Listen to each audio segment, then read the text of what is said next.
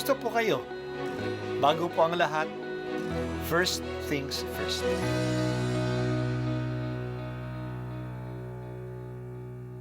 Good morning po.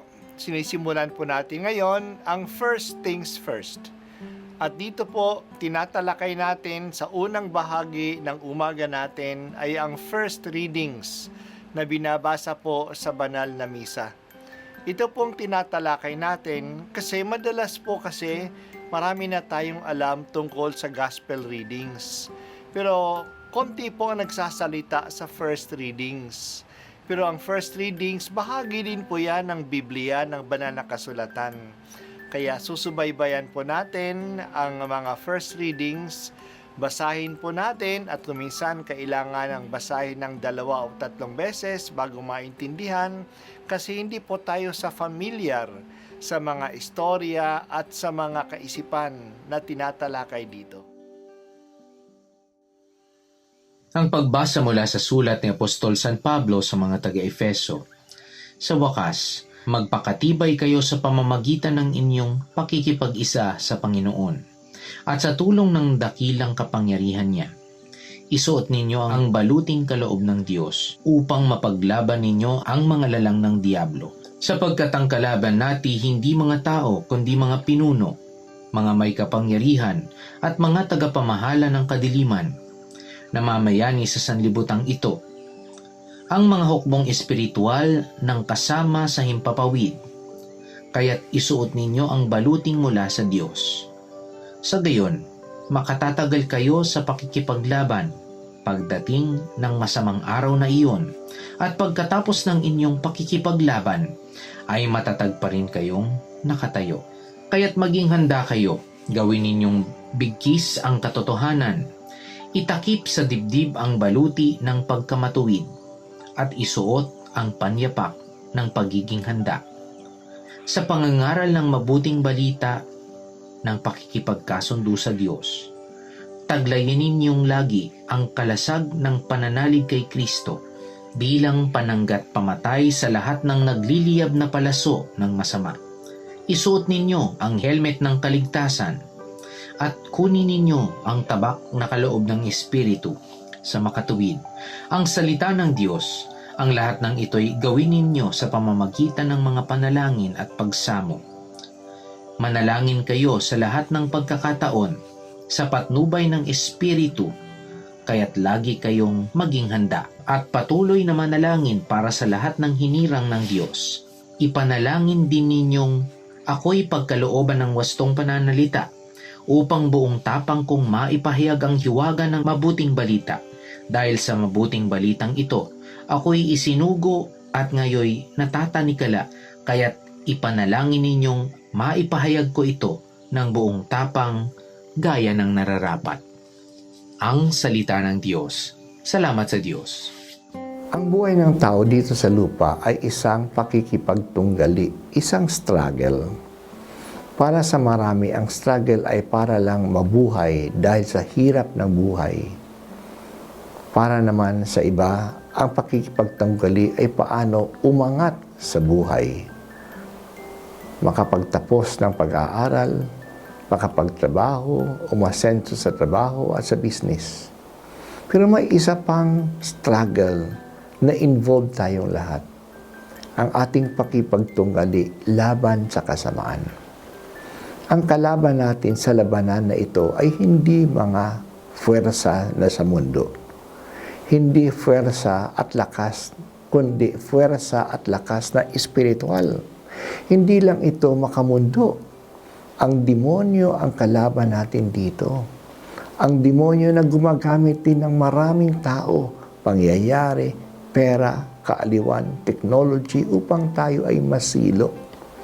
Kaya maging maingat tayo at matatag sa labanang ito. Anong mga sandata natin sa ganitong labanan?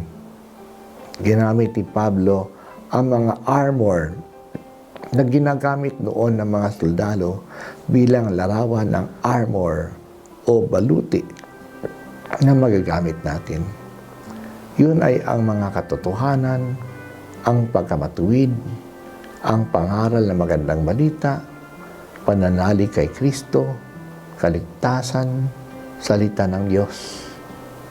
Ang ibang armor ay bilang panangga, tulad ng pananalig kay Kristo na inilarawan na shield o kalasag. Ang iba naman ay panlaban, tulad ng salita ng Diyos na inilarawan na tabak o espada. Mayroon tayong defensive at offensive armors. Ang lahat ng ito, at sa pagkikipaglabanan natin, gamitin natin ang panalangin. Kaya sinabi ni Pablo, manalangin kayo sa lahat ng pagkakataon at papatnubayan kayo ng Espiritu Santo. Humingi din tayo, humihingi din si Pablo ng panalangin para sa kanya na kahit na siya ay nabibilanggo, magkaroon din siya ng tapang na ipahayag ang magandang balita. Hindi safety niya ang kanyang pinagkakaabalahan, kundi ang kanyang katapatan sa kanyang misyon. Nung tanungin ang ambassador sa United Nations ng Ukraine kung ano ang kahilingan niya nung siya ay sinasalakay ng Russia, sabi niya na may 3 siyang kahilingan at yun ay weapons. Weapons. Weapons. Kailangan nila ng sandata sa labanan. Meron silang tauhan. Meron silang tapang. Kailangan nila ng sandata. Sa ating pakikipagtunggali sa kasamaan sa buhay natin, pinapakita natin sa atin ni San Pablo ano ang mga kailangan natin. Katotohanan, pananalig sa Diyos, pangaral na magandang balita ng salita ng Diyos, matuwid na pamumuhay. Gamitin natin ang mga sandatang ito. Ito yung mga weapons natin sa ating laban sa demonyo. Pero tayo ba ay may kahandaang lumaban at may tapang lumaban? Baka nagpapadala lang tayo sa kaaway. Baka tayo mahina kasi walang disiplina sa ating sarili. O walang pagmamahal sa Diyos, o walang pagnanais na manalo. Kaya kailangan nating manalangin. Sa Hardin ng Getsemani, sinabi ni Jesus sa kanyang mga alagad na natutulog. Gumising kayo at manalangin upang hindi kayo mahulog sa tukso. Hindi sila nagdasal, kaya pagdating ng mga dadakip kay Jesus, sila ay takot at nagsialisan. Ang silata ng Diyos ay isang sandata laban sa diablo.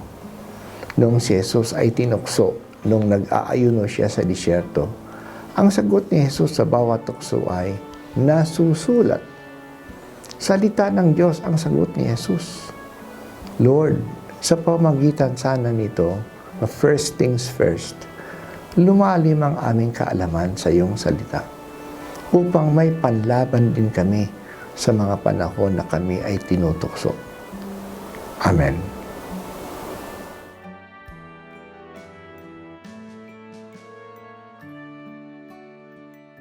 At ako po ay si Bishop Broderick Pabilio dito sa First Things First.